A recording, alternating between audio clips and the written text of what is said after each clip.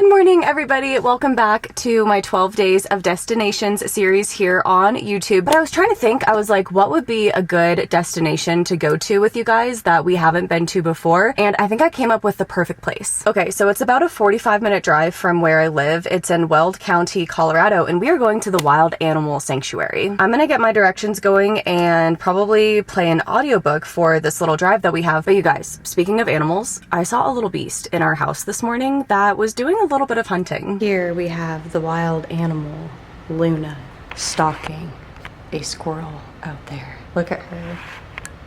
So intense, Luna. She won't do anything, she just stares at it. The face of concentration. She got closer just so she can stare. Look at those perked ears. The golden retriever is now locked in. She will literally sit here all day and just stare at the squirrel. Luna, she is just so funny and so cute. But I am starting my car up now. I'm probably gonna stop at a gas station and maybe get like an Alani Nu or a coffee or something. And then we will be on our way to the Wild Animal Sanctuary.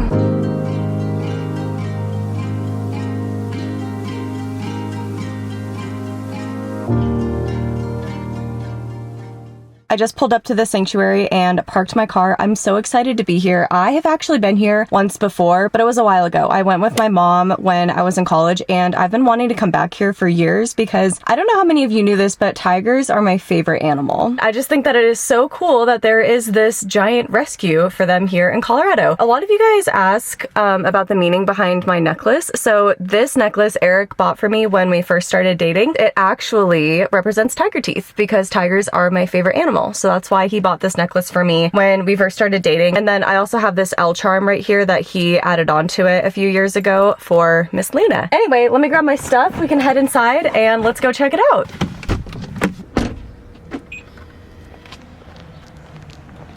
It rained here in Colorado yesterday really hard, so it's nice and cool out today. And at first I had wanted to come here when it was gonna be like super bright and sunny, but I actually feel like it's nicer being here when the weather is much cooler. But as you can see, it is a bit cloudy. So this is the entrance to the sanctuary over here. Any questions you might have, and they can also direct you to the main store. Be sure to stop by the education center over the tiny roundhouse. There you can learn a lot to follow for a safe and enjoyable experience. Before you enter the sanctuary, they have this whole area right here where they have bathrooms, food, the gift shop, an ice cream place, and it's all shaded too. All right, let's begin our walk. So how the sanctuary works is it's basically just this giant plot of land, and there's these raised bridges that you can walk across, and then hopefully you see animals. You might not. We'll see, because it's not like a zoo. It's an actual sanctuary for the rescued animals. And you guys, I'm so mad at myself because I have this big zoom lens that I totally meant to bring with me today for this destination specifically, and I totally forgot it at home. But oh well, hopefully I can still get some good footage of some big cats on this camera lens.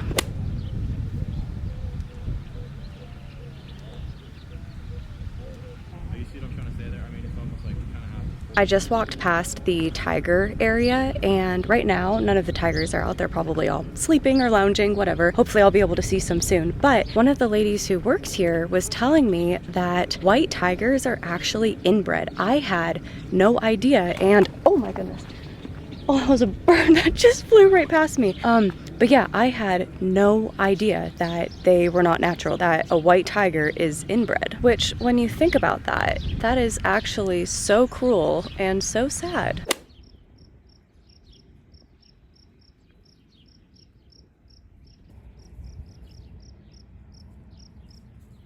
I feel so lucky that I just got to see that tiger. Oh my gosh, that was incredible. So I'm gonna put a link to this sanctuary's website. That way if you guys wanna learn more about it or read all of the animal rescue stories, you can. But I was curious where the tigers were rescued from, so I just did a quick Google search, and a lot of them were actually rescued from Joe Exotic's tiger facility thing that he had. Do you guys remember the show Tiger King on Netflix? Well, a lot of those tigers were actually rescued from there and brought here to Colorado. Crazy, I actually have a better zoom on my iPhone than on my professional camera. The footage is not nearly as clear or as good, but the zoom is better.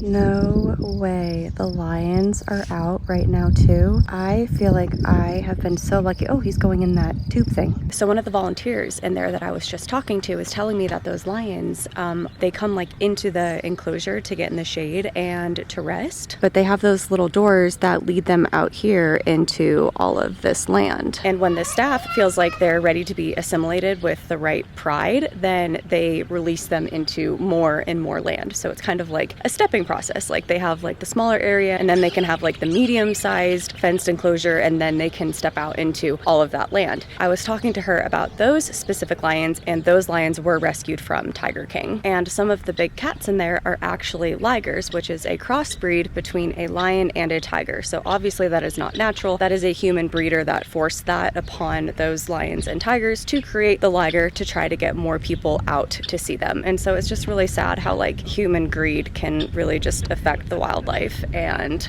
obviously the liger is not natural, and they do experience some health concerns. There's a lynx right down there in that shaded area.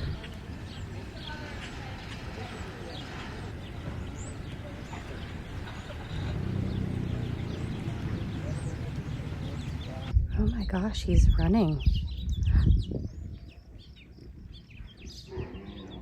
Or she. I don't know why I said he. That definitely might be the mama bear. If you are in Colorado, or if you're taking a trip here and want to come visit, I do highly recommend. A few things that I want to say is when I first got here, they had me sign a waiver that basically just says that like, hey, just so you know, like it is a few miles to get all the way through the sanctuary. However, I do think this is still a very accessible activity, even if you struggle walking, because I have seen plenty of people out here on motorized chairs. Also, there are a lot of different rest stops that have shade, so that way you can chill, relax for a bit if the walking is getting to be too much for you and the heat. And there also are a lot of different snack stations along the way as well. So in my opinion, I think this is a really cool and accessible way for anyone of all ages to see wildlife and to learn about these rescued animals. I'm gonna make my way back now, and then I'm probably gonna stop in the gift shop just to see if anything looks cool. Bathrooms too. I forgot to say that throughout this whole walk, near the rest stations and where you can buy snacks and stuff, there's usually always a restroom too.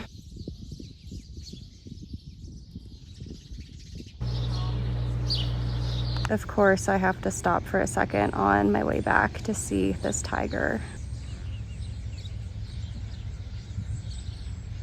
That was awesome. I am so glad that we got to come out here and do this. So right now it's 1:15 p.m. I brought lunch with me. I just packed like a peanut butter and jelly sandwich. So I think I'm going to eat this now because my stomach is growling. I am very hungry. And then I want to go get my nails done, and I have a few little errands to run before Eric and I are going to do a taco night for dinner tonight. And then I got to get ready because I'm leaving tomorrow for my next trip. I love a good peanut butter and jelly sandwich.